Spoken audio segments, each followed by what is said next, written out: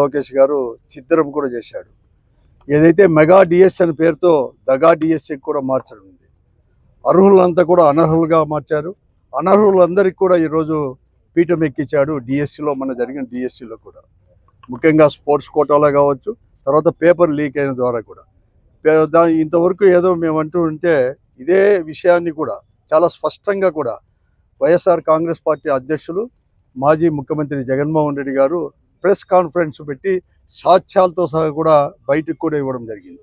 అదే ఆయనతో పాటు కూడా ఎవరైతే మెగా డిఎస్సి పరీక్షలు రాశారో కొంతమంది నిరుద్యోగులు కూడా ఎలా వారికి కూడా అన్యాయం జరిగింది అని కూడా చాలా స్పష్టంగా కూడా సాక్ష్యాలతో కూడా చెప్పడం కూడా జరిగింది. కానీ అదంతా కూడా వాస్తవాలను గ్రహించుకోకుండా ఈరోజు నారా లోకేష్ గారు కానీ లేకపోతే ప్రభుత్వంలో ఉండే పెద్దలు కూడా ఇదంతా కూడా తర్వాత బయటికి డైవర్షన్ ఆఫ్ పాలిటిక్స్లో భాగంగా కూడా అనేక రకాలు కూడా చేస్తూ, ముఖ్యంగా నారా లోకేష్ గారు అయితే ఏదో ఉత్తర కుమార్ ప్రగల్భాలు కూడా పలుకుతూ రండి కావాలంటే చర్చకు రండి కూడా అంటున్నారు. మేము సాక్ష్యాలతో ఇస్తున్నాం. అందుకోసమే మొన్ననే కూడా విద్యార్థి యువజన యొక్క ఆధ్వర్యంలో కూడా పెద్ద ఎత్తున జిల్లా కేంద్రాల్లో కూడా ర్యాలీ కూడా చేయడం కూడా జరిగింది. కూడా అన్నీ కూడా విజయవంతమైనాయి. అందరూ కూడా నమ్ముతా ఉన్నారు సాక్ష్యాలతో కూడా. ఆ సాక్ష్యాలన్నీ కూడా ఈరోజు కూడా కలెక్టర్ ద్వారాగా ఈరోజు ప్రభుత్వానికి నివేదించాలని చెప్పి గవర్నర్ గారు కానీ అలాగే ముఖ్యమంత్రికి కూడా ఇవ్వాలని చెప్పేసి కూడా మేము అడుగుతా ఉన్నాం. ఎందుకంటే ఎవరైతే రాశారో జోన్ 2లో నవీన్ అండ్ అబ్బాయి అతను అవుట్సోర్స్ ఎంప్లాయీ, తర్వాత పరీక్ష పత్రాలు ఎవరైతే తయారు చేస్తారో దాంట్లో కూడా ఉండి అతనికి జూన్ 2లో మొట్టమొదటి ర్యాంకు కూడా వచ్చేసింది. జూన్ 2లో దాన్ని బయట పెట్టినాం. అంతేకాకుండా ఇదే ప్రభుత్వమే ఈరోజు కూడా వారికి అనేది కూడా ఆర్డర్స్ కూడా పంపించుకోకుండా, అంటే ఫస్ట్లో లిస్టు అయితే ఉంది కానీ ఆర్డర్స్ పంపించకపోతే ఆయన కోర్టుకు పోయాడు. నాది నెంబర్ 1లో ఉంది, ర్యాంకు మొదలు ఉన్నా కూడా నాకు ఇవ్వలేదని చెప్పేసి కోర్టుకు పోయారు. ఇంతవరకు అఫిడవిట్ కూడా కోర్టులో కూడా ఫైల్ చేయలేదు ఈ ప్రభుత్వం కూడా. అదే కాకుండా ఈరోజు 15 లక్షలకి 20 లక్షలకు కూడా బేరసారాలు కూడా జరిగాయి. అది కూడా వీడియో కాన్ఫరెన్స్లో ఈరోజు ప్రభుత్వంలో ఉండే ఉద్యోగస్తులే కొంతమంది కూడా లేకపోతే ప్రభుత్వంలో ఉండే పెద్దలే మేము 15 లక్షలు ఏంటి 20 లక్షలు ఏంటి పలానా చోటికి రావాలని చెప్పేసి వీడియో కాన్ఫరెన్స్లో ఉండేదాన్ని కూడా మేము చాలా స్పష్టంగా కూడా దాంట్లో కూడా చేసి ఒక పెన్ డ్రైవ్లో కూడా ప్రభుత్వానికి కూడా సమర్పించమని చెప్పేసి ఈరోజు అడుగుతున్నాం. చాలా క్లియర్గా దీంట్లో కూడా మీరు రండి ఎక్కడికి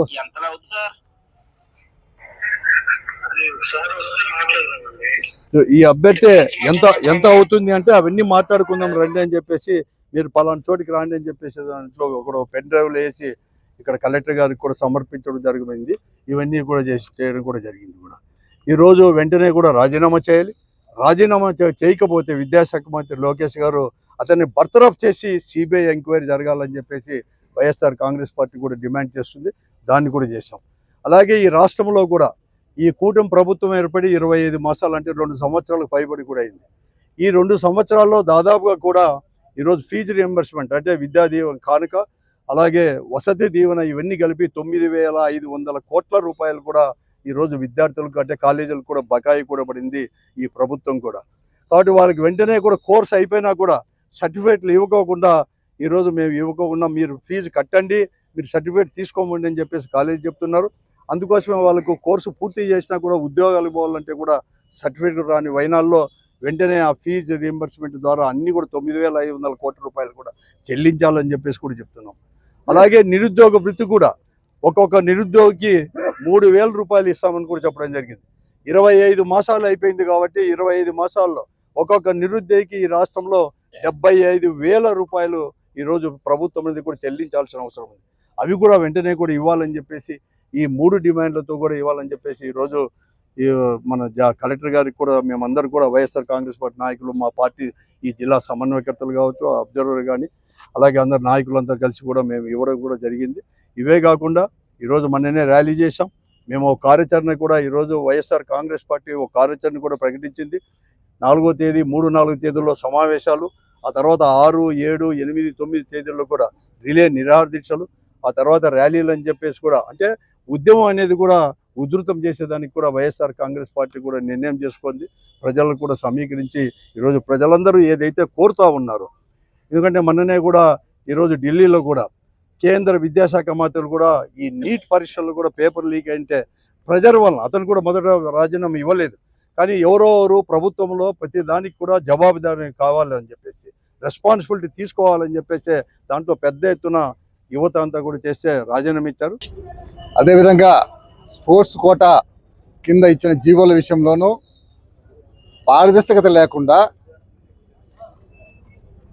తప్పు జరిగిందనే విషయం పైన వైఎస్ఆర్సీపీ ఇచ్చిన ఆధారాలు, దానికి ప్రత్యేకమైన ప్రూఫ్ ఈరోజు అవసరం లేదు.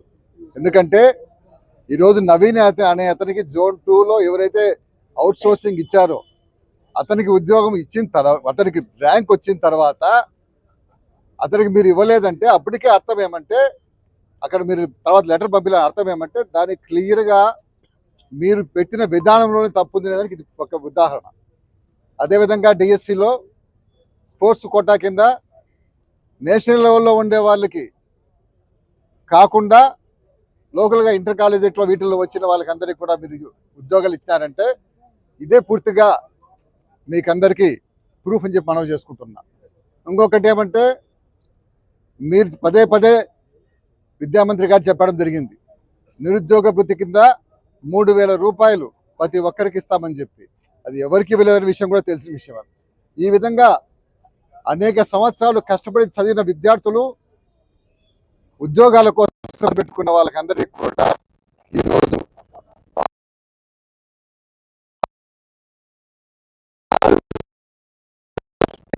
ఇప్పటికే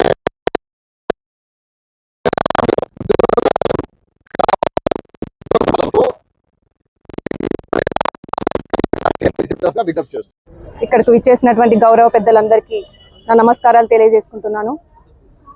మన ప్రియతమ నేత జగన్మోహన్ రెడ్డి గారి పిలుపు మేరకు, వారి ఆదేశాల మేరకు మరి పెద్దలు చెప్పినట్టు డిఎస్సిలో ఏ విధంగా అవకతవకలు జరిగాయో ప్రూఫ్లతో సహా మరి ఈరోజు పెన్ డ్రైవ్తో మరి కలెక్టర్ గారికి సబ్మిట్ చేయడం జరిగింది. ఈరోజు యువత పక్కదారి పడుతుంది. ఎందుకంటే వాళ్ళకి సరైన ఉద్యోగాలు లేక, ఫీజు రియంబర్స్మెంట్ రాక చాలా మంది పేరెంట్స్ పిల్లల్ని చదివించుకోలేక ఇబ్బంది పడే పరిస్థితి. మరి ఈ విధంగా పరిస్థితి ఉన్నప్పుడు ఇంత అవకతవకలు జరిగి విద్యార్థులు ప్రతి ఒక్కరు, ఈ కూటమి ప్రభుత్వంలో ప్రతి ఒక్కరు కూడా నష్టపోతున్నారు.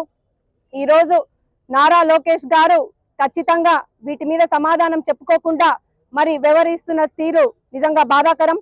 ఖచ్చితంగా మరి నారా లోకేష్ గారు రాజీనామా చేసి తీరాలి. ఎందుకంటే ఈ కూటమి ప్రభుత్వంలో కేవలం నారా లోకేష్ గారు, అందులో పనిచేస్తున్నటువంటి ప్రతి మంత్రి కూడా అనర్హులు అని చెప్పేసి కూడా ఈ సందర్భంగా తెలియజేస్తున్నాను. ఎందుకంటే ఈ ప్రభుత్వంలో రైతులకి న్యాయం జరగలేదు, మహిళలకి న్యాయం జరగలేదు, విద్యార్థులకి న్యాయం జరగలేదు.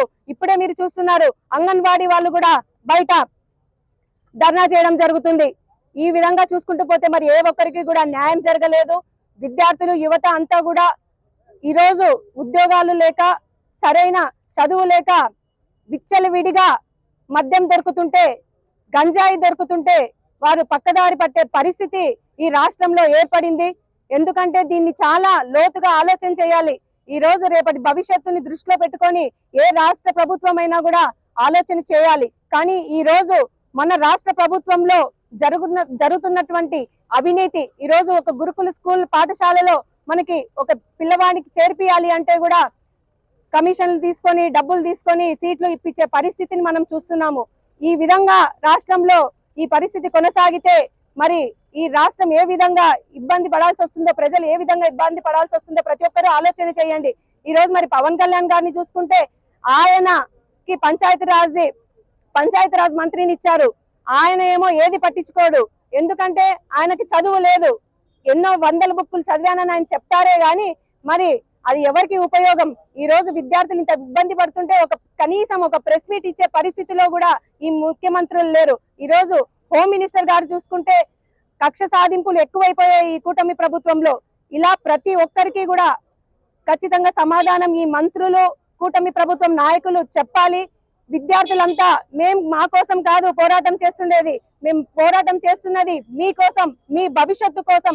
కావున ఏ ర్యాలీకి పిలిపించినా మీరంతా పెద్ద ఎత్తున పాల్గొని విజయవంతం చేయాలని చెప్పి కూడా ఈ సందర్భంగా తెలియజేస్తూ, ఎంతటి వరకైనా కూడా వైఎస్ఆర్ కాంగ్రెస్ పార్టీ నాయకులు, కుటుంబ సభ్యులంతా కూడా ప్రజల పక్షాన, విద్యార్థుల పక్షాన, రైతుల పక్షాన, ప్రతి ఒక్కరి పక్షాన న్యాయం పక్షాన నిలబడి పోరాడతామని కూడా ఈ సందర్భంగా తెలియజేస్తూ ఈ అవకాశం ఇచ్చిన ప్రతి ఒక్కరికి కూడా ధన్యవాదాలు తెలియజేసుకుంటున్నాను. అనంతపురం జిల్లాలో వైఎస్ఆర్ కాంగ్రెస్ పార్టీ అధ్యక్షులు వైఎస్ జగన్మోహన్ రెడ్డి గారి ఆదేశాల మేరకు అనంతపురం జిల్లా అధ్యక్షులు అనంత వెంకటరామరెడ్డి అన్న గారు, అలాగే సమన్వయకర్తలము, ప్రజాప్రతినిధులము, నాయకులు అందరం కలిసి ఈరోజు కలెక్టర్ గారికి మెమరాండం ఇవ్వడం జరిగింది. ఎందుకంటే ఆంధ్రప్రదేశ్లోని డిఎస్సిలో జరిగినటువంటి అవకతవకలపైన నైతిక బాధ్యత వహిస్తూ మంత్రి నారా లోకేష్ గారు రాజీనామా చేయాలని కూడా మేము ఈ సందర్భంగా కూడా డిమాండ్ చేస్తూ ఉన్నాము. ఎందుకంటే ప్రతిష్టాత్మకంగా కూడా నిర్వహించాల్సినటువంటి డిఎస్సిలను అవుట్సోర్సింగ్ విభాగానికి అప్పగించి అందులో పనిచేస్తున్నటువంటి వాళ్ళకే ర్యాంకులు రావడం అనేది చాలా అనుమానాలకి తావిస్తున్నాయి. కాబట్టి ఖచ్చితంగా కూడా సిబిఐ ఎంక్వైరీ జరపాలి, దీనికి లోకేష్ గారే బాధ్యత తీసుకోవాలని కూడా మేము మరొకసారి కూడా తెలియజేస్తా ఉన్నాము. అదే విధంగా ఇచ్చినటువంటి హామీలో భాగంగా యువతకి ఆ రోజు యువగలం పాదయాత్రలో ఏ విధంగా అయితే జాబ్ క్యాలెండర్ రిలీజ్ చేస్తాము, యువతకు నిరుద్యోగ భృతి ఇస్తాము, అలాగే ఫీజు రియంబర్స్మెంట్ ఇస్తామని ప్రగల్భాలు పలికినటువంటి నారా లోకేష్ గారు వెంటనే వీటిని నెరవేర్చే విధంగా మీరు పరిపాలన చేయాలని కూడా ఈ సందర్భంగా కూడా డిమాండ్ చేస్తా ఉన్నాం.